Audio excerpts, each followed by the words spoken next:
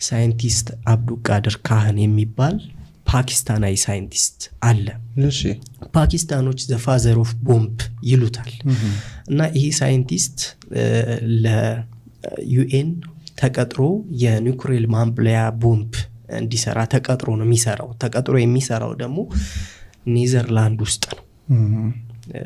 እና ኔዘርላንድ ውስጥ ይሄ የኒውክሌር ቦምብ ማብለያውን ተርጓሚ ሆኖ ነው የሚያገለግለው እሱ። እና ስትገባና ስትወጣ ድርጅቱ በጣም ፍተሻ ከሚበዛባቸው ቦታዎች አንዱ ይሄ የኒውክሌር ማብለያው ቦታ ነው።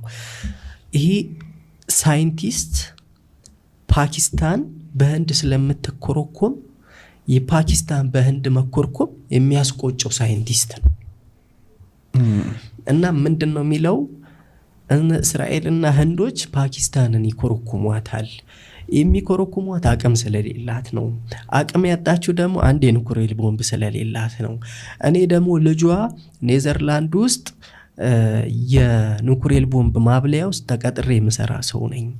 በየቀኑ ኖት ቢዝ በአገሬ ቋንቋ ኖት ቢዝ የኒውክሌር ቦምብ ማብለያ እንዴት እንደሚሰራ ራሴን እንትንብል ነገ ተነገ ወዲያ ሀገሬን የኒውክሌር ቦምብ ባለቤት ማድረግ ይችላል ብሎ ውጥን ይይዛል። ፋይናሊ ይሄንን አደረገ። እያንዳንዱ ኖት ወሰደና ፍቃድ ጠየቀ አለቆቹን። ቤተሰብ ጋር ወደ ፓኪስታን ሊሄድ ነው አላቸው። እዛ ይሄን ያህል የጊዜ ገደብ ሰተናል ደርሰና ተብሎ ተሸኘ። ሚስቱን ልጆቹን ይዞ ነው ሄደው። እሱ በልቡ እንደማይመለስ ያውቃል። የፓኪስታኑን መሪ ነገራቸው። ለመጣ ነው ብሎ ፍቃድ ከመጠየቁ በፊት ነገራቸው። እና የሀገር መሪዎች ብልጥ ከሆኑ እንደዚህ አይነት ሰዎች እንመጣለን ብለው ካሏቸው ከሰማይ መና የወረደ ያህል መጠበቅ ግዴታ ነው። ምክንያቱም ይዘው የሚመጡት ነገር ቀላል አይደለም። ቀጣው እጅጉ ኖሮ ጠቅላይ ሚኒስትሩ ጋር ደውሎ ለመጣ ነው ቢል በደስታ ነው ሊቀበሉ የሚገባው። ሲመጡ አስተዋጽኦአቸው ትልቅ ስለሆነ ማለት ነው። እና ለመጣ ነው አለ። በደስታ ተቀበሉት። ከዛም ፍቃድ ከሰጠው ከኔዘርላንድ ወደ ፓኪስታን ሄደ። ፋይናሊ ሃይ ኤጁኬትድ የሆኑ ሰዎች ከያሉበት ከፓኪስታን ላይ ተወጣተው እሱ ያዘውን ሚሽን እንዲሰሩ ትእዛዝ ተሰጠ። ከዘበኛው ጀምሮ ሃይ ኤጁኬትድ ነው። ከዘበኛው ጀምሮ የአገር ሚስጥር ማባከን እንዴት ወንጀል እንደሆነ ተነግሯቸዋል። ቲም ሲቋቋም ቲሙ ስራው ምንድነው? የኒውክሌር ማብለያ ቦምብ እንዲሰራ ማቴሪያሎችን በዓለም አቀፍ ዙሪያ ሄደው ከሚገኙበት ቦታ ኮሌክት አድርገው ገዝተው በሚስጥር ወደ ፓኪስታን ይዘው መምጣት አንዱ ስራቸው። እቃውን ለመግዛት ብቻ 3 አመት ፈጅቶባቸዋል። ለመስራት አይደለም፣ እቃውን ለመስራት ብቻ። የኒውክሌር ቦምብ ማብለያው ሊያልቅ የተወሰነ ፐርሰንት ሲቀረው እና አሜሪካ አወቁ። እና ምንድነው የምትሰሪው ፓኪስታን አሏት። አይ እንደዚህ ለመሰረተ ልማት ነው እንጂ ሰዎች ላይ አደጋ የሚጥል አንድ ደሃ ሀገር እንዴት ብላ ትልቅ ኒውክሌር ቦምብ ልትይዝ ትችላለች? ስጋት አይግባችሁ አሜሪካና የአሜሪካ ወዳጆች፣ እኛ መሰረተ ልማት ፈልገነው ነው አልዋሸንም፣ እየሰራን ነው ብለው አስተባበሉ። ሚኒስተሩ ወጥተው ፋይናሊ ጨረሱት። ታሪኩን አላረዘምኩብህም፣ ጨረሱት። እሺ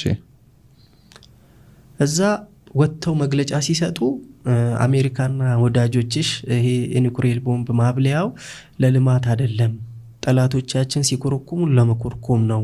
ዋ ስትሉን ዋ የምንልበት አቅም ላይ ደርሰናል። ስለዚህ የማንንም የጎረቤት ሀገር የህንድንም ኩርኩም የምንቋቋምበት አሁን ጭንቅላት የለንም። ዋ ለምትሉን ሁሉ ዋ ነው መልሳችን የሚል መግለጫ ነው የሰጡት። አብርሽ ታሪኩን ልብ ብለህ ከተነሳ አንድ ሰው ነው ይሄንን ያደረገው። አብዱቃድር ካህን የሚባል ሰውዬ ነው ይሄንን ያደረገው። ፓኪስታኖች ዘ ፋዘር ኦፍ ቦምብ ይሉታል። ፓኪስታኖች ያለ የሌለ ነገራቸውን አድርገው ነው የሚጠብቁት ሰውዬ። እሱ ግን ካፌ መዝናናት፣ ዝም ብሎ ወጥቶ ቲማቲም መግዛት፣ ሽንኩርት ገዝቶ ዝም ብሎ ራሱ ኪችን ገብቶ የሆነ ነገር ኩክ አድርጎ በልቶ ኢንጆይ ማድረግ የሚፈልግ ሰው ነው በተፈጥሮ። እነኚህን ነገሮች ሊያደርግ ሲፈልግ በጣም ከለላ አይደለም፣ በብዙ ነው ፕሮቴክት የሚደረገው። ግን ሽንኩርት ሊገዛም ቲማቲም ሊገዛም ካፌም ሊገባና ኮፊ ሊጠጣ ሲል ከፍሎ አያውቅም። የፓኪስታን ሰው ሳይንቲስት አብዱልቃድር ካን ተከፍሎልሃል ሲገባ ፋይናሊ ለመደውና በቃ ሀገሪቱ ነፃ አገልግሎት ለሱ መስጠት ጀመረች። ይቁርጥ ቀን ልጃቸው ነው ከነ ህንድ ከነ ምናምን ያተረፈው ነውና መዳፉንም አይበሉባውንም የሚስሙት እናቶች የሚመርቁት እንትፍትንፍ የሚልለት ሰው በየቀኑ አጃኢብ ነበር አጃኢብ። እና እኔ ምን አስባለሁ በ6 አመት ውስጥ በጣም የግለሰቦችን ታሪክ ሰማው። በቃ ትልልቅ ሰዎችን በውስጥ ያኖርኳቸው ፋይናሊ ወደ ወታደር ቤት ለምን ገባ ስትለኝ በቃ እኔ የራሴን አሻራ ጥላለሁ። አንዱ ኢትዮጵያዊው አብዱልቃድር ካን ነኝ እኔ። ስለዚህ በትምህርት በስልጠና ፊዚካልን በማስተካከል ሜንታሊ ፊዚካሊ በመዘጋጀት ያን ነገሮች አደርጋለሁ። ስለዚህ እኔ የመጣሁት ዝም ብዬ አይደለም። ይሄንንም የክብር ልብስ የለበስኩት ዝም ብዬ አይደለም። በጣም ትልቅ ድሪም አለኝ። የራሴን ኤምፓየር ገነባለሁ። የሆነ ጊዜ የኢትዮጵያ ወታደር ጦርነት ላይ ያለ ባሪያስ ልጄን ታስተምራለህ ምናምን ብሎ ኃላፊነት ሰጠኝ አይደል? የገባውበት አላማ ስለሆነ ከዛ በኋላ ትልልቅ ቻሌንጆችን አልፌያለሁ። ነገ ትልልቅ ቻሌንጆች ይገጥሙኛል። ጠዋት ተነስቼ እሮጣለሁ፣ ስፖርቴን እሰራለሁ፣ ፊዚካሊ ሜንታሊ እዘጋጃለሁ።